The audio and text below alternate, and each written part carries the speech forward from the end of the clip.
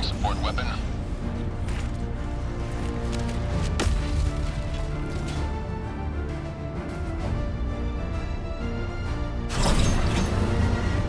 Day 502 of the Galactic War. In this video, we will review the fallout from the failed Major Order and what it really meant. Super Earth's response. A new directive of vengeance wrapped in legalese. Why liberating bug worlds is now the key to lowering kill demands. The DSS fleet over Nublaria I and what that says about true strategic priorities. And finally, the Leviathan rebalance. What's changed and what hasn't. Let's break it down. We didn't lose Alairt III in a single mission. We lost it in thousands. Every drop, every body, every squad wiped before the ground even stabilized. And when the numbers stopped moving, so did the war. Super Earth issued adjustments. Leviathan activity has been scaled back. Reduced presence, less knockback, targeting delays, and new weapon vulnerabilities. We'll cover the details later. For now, know this. It wasn't mercy. It was maintenance. But while the Leviathans were patched, the Major Order was recalculated. A tribunal crunched the numbers and found the cost of our pain. They labeled it reparations. 290 million Illuminate. 2.9 billion bugs. Not because it will change the outcome, but because someone has to pay for what we couldn't hold. Now the Helldiver Corps has turned toward Terminid space. But this isn't about justice anymore. This is harvesting, E710 by the ton. And if we liberate the right worlds, we don't have to kill as many. One planet drops the count by 1 billion. That's not a tactical win. That's a discount. And above it all hovers the DSS, watching, scanning, collecting. It doesn't land on failed fronts. It only follows value. The war is changing again. Less about who we fight, and more about what we're worth.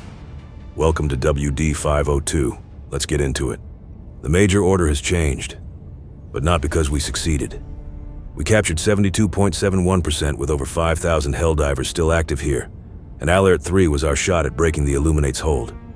We failed to prevent them from establishing a foothold. In time, we will truly know the depths of this failure. At current pace, we will secure Alairt III in 3 weeks, 5 days. Minimal push remains. 5,500 Helldivers against overwhelming entropy. But we made one move that mattered. Krakatwo. Securing that system dropped the bug requirement by 1 billion. That's not mercy. That's necessity. And now, all eyes turn to Nublaria I. With over 27,000 Helldivers focused here, we are gaining at over 5% per hour, and we are currently approaching 70% control of this planet. This jungle moon isn't just another bug hole. This is the nightmare planet. Thick fog, predator strain, no visibility, no mercy. We fight through claw and mist for the E710 deep beneath the canopy, because every inch won here cuts the requirement. If you've never dropped here, let me be clear. The jungle doesn't care how many stims you packed. The predators come fast, hit harder than you think, and vanish before your scream echoes. Stay close, burn what moves, and for the love of democracy, don't fall behind. Super Earth's convocation fleet has arrived over Nublaria I, and this time, it's not just for show. Eagle Storm is active. Rotating Eagle fighters are striking deep, breaking enemy offensives mid-charge. But that's only part of what's possible. 2 more strategic assets remain offline. Orbital Blockade, which halts enemy reinforcements and grants us faster Hellpod drops, and Heavy Ordnance, unlocking 380mm barrage strikes that could turn jungle into glass. These are not automatic. They require sustained resource contributions and operational support. In other words, if you want the big guns, pay your war taxes, or keep praying those birds don't run out of fuel. Enough about the skies. Let's talk about what's still crawling beneath us. The Leviathan. A beast engineered in darkness, dropped in daylight. They were never balanced. Just overwhelming. Super Earth heard the screams, eventually. They've issued a recalibration package citing a new field protocol. Strategic combat harmonization against oversized threats. It's the first time we've seen operational level changes mid-campaign. A rare admission that something needed correcting. Officially, it's a response to increased Leviathan frequency and combat stress imbalance across sectors. Unofficially, they realized we were getting vaporized on spawn and called it non-optimal feedback. So here's what's changed. First, Leviathan numbers have been cut back. You'll still face them, but not wave after wave. Missions now limit how many can spawn, giving squads a chance to regroup, rearm, and actually move the objective. Second, no more ragdolling.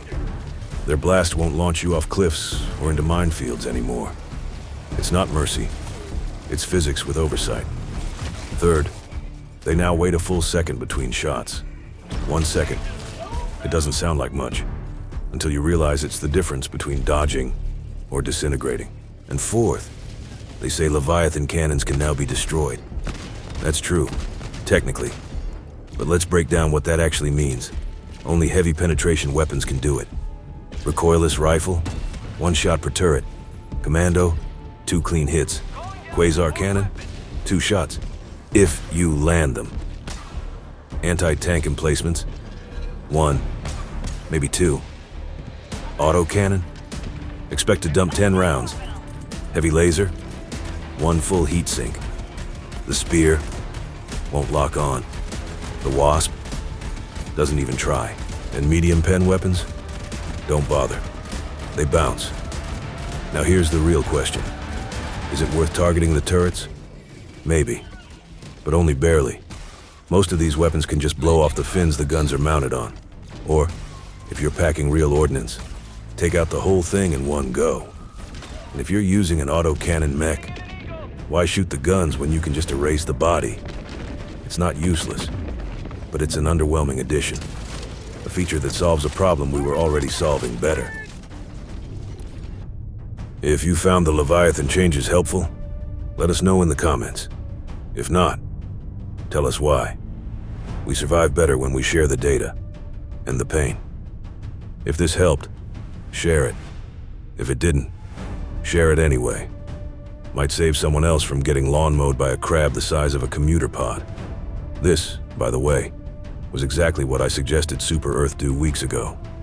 Glad they finally listened. Even if they called it strategic recalibration and not fixing what got us killed. Distribute this after-action report to all allied units, log visual records for future recruits, and ensure command receives full combat documentation. Or, I'll personally drop you, naked and unarmed, into Nublaria, surrounded by Predator-class stalkers, armed only with a flashlight and 3 inspirational quotes from recruitment posters. More ways to bring down the beast of the air are always welcome. The Leviathan is a plague upon the skies. Every weakness we uncover is a blessing. I only wish more of our arsenal could strike true. Many of our weapons glance off the turrets like pebbles on steel. If judgment is to be delivered, we must be allowed to wield it fully.